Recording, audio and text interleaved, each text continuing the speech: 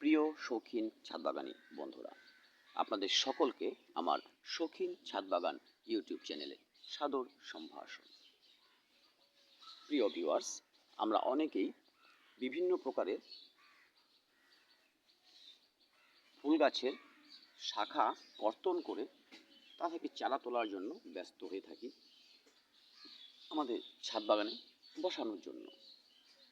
কারণ আমাদের সকলের কাছে সকল ধরনের ফুল গাছ হয়তো নাও থাকতে পারে। আমরা শাখা সংগ্রহ করে তা থেকে নতুন চারা তৈরির চেষ্টা করি, কিন্তু করতে গিয়ে অনেকে ব্যর্থ হই। আবার অনেকেই আমরা ইউটিউব সার্চ করে দেখি যে শুধুমাত্র গরমের সময় চারা তোলা যাবে এমন কিছু কথা বলে বিভিন্ন ইউটিউবারগণ বিভিন্নভাবে ভিডিও তৈরি করে থাকে। কিন্তু আপনাদের এই ভুল ধারণাটা এবং তাদের এই ভুল প্রচারটাকে আমি আজকে আপনাদের সামনে নিয়ে আসব। প্রিয় ভিউয়ার্স, আমার এই গাছটি দেখুন, এটি কিন্তু আমার একটি এই সাদা জবা, পাঁচপাপড়ি সাদা জবা, সেটিকে আমি বসিয়েছি ডিসেম্বরের 3 তারিখে। আজকে ডিসেম্বরের 28 তারিখ। প্রিয় ভিউয়ার্স, এই শীতের সময়েও কিন্তু আমাদের এই গাছগুলো বেশ শিকড় ছেড়ে দিয়েছে। এই দেখুন, আমি দেখাবার চেষ্টা করছি, এখানে শিকড় আছে, আপনারা বুঝতেই পারছেন গাছটি কিন্তু হয়ে গেছে। কাজেই আপনারা গরমের সময় যে গাছের চারাগুলো তুলবেন শাখা থেকে, এই শীতের সময় তার অন্যথা নয়। যদি আপনি বসাতে পারেন তাহলে শীতের সময়েও আপনার গাছটি ঠিকঠাক হবে।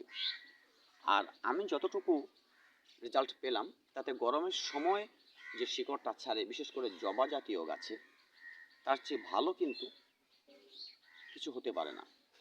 গরমের থেকে শীতের সময় যথেষ্ট ভালো শিকড় ছাড়ে।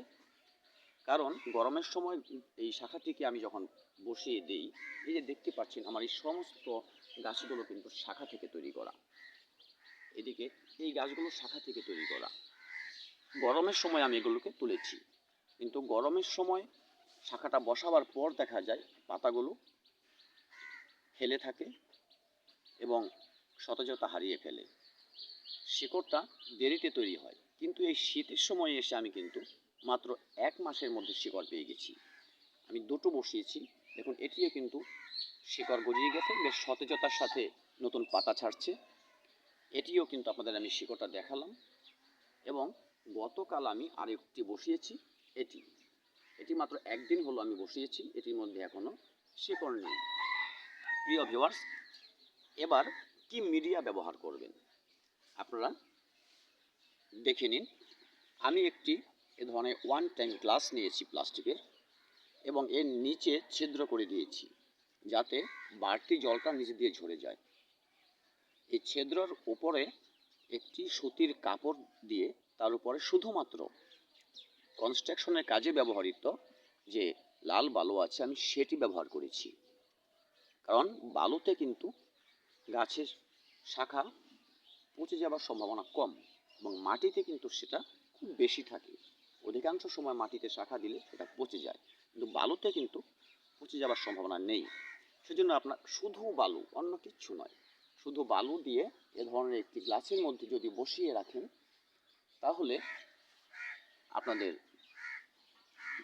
যে কোনো ধরনের কাটিং বসালেই সেটি গরম বা শীত নয়, ঠিকভাবে বসাতে পারলে আপনাদের গরম শীত উভয় পরিবেশেই কিন্তু 2 সিজনেই আপনাদের চারা করে নেওয়া সম্ভব।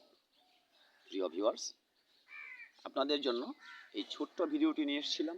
ভালো লেগে থাকলে একটি লাইক করবেন, কমেন্টে আপনাদের মতামত জানাবেন, আর চ্যানেলটি সাবস্ক্রাইব করে পাশেই থাকবেন ভালোবাসার মানুষ হয়ে।